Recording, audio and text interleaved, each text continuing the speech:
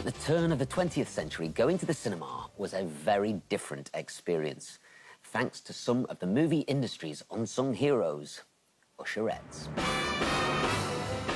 Usherettes used to be the public face of the cinema. They seated audiences, sold snacks at the interval and policed behaviour as this film, produced to train them, shows. But they also had another role.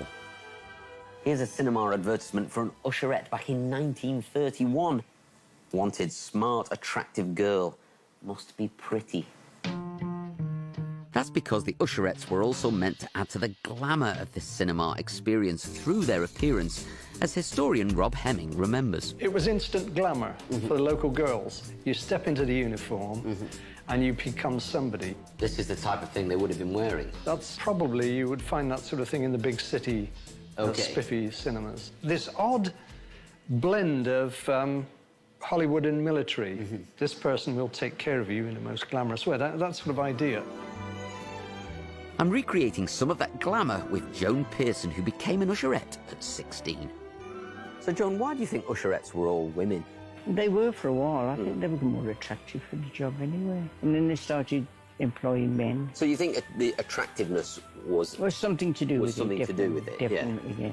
How was that about being asked to wear a uniform? It was quite nice? Or? Oh, yes. Well, I mean, 9 times out of 10, you hadn't really got that nice clothes anyway, so you see.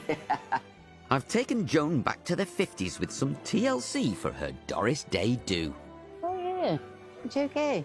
Yeah. All you're missing is a tray of ice creams. For others, like Dorothy Smith Collins, working as an usherette here at the Regal Cinema in Evesham in the 40s was a ticket to her own love story. So you met your husband actually in this building? Yes. He came in to watch the film. OK. With his 2 mates. I was on the door taking tickets. I showed him 3 of them in the seats in the middle there. And every time I took someone to the seat, I shone the torch on him. Okay. We were married 51 years. Nice. I've had 6 children. I got some lovely memories. There you go. So what do you think, Dorothy? Do you like that? Yeah, lovely. But in order to compete with the rise of home entertainment in the 70s and 80s, the cinema industry started opening multiplex picture houses with multiple screens and state-of-the-art tech. It was bad news for usherettes in small cinemas like the Regal, as sisters Sam Nixon and Claire Spires remember. When we first started, we were very much about showing people to their seats, monitoring the behaviour, and people took notice of that. And I think by the time I left, people really didn't care that you were there. So why do you think the usherettes weren't needed in the new multiplex cinemas? Particularly the absence of the interval.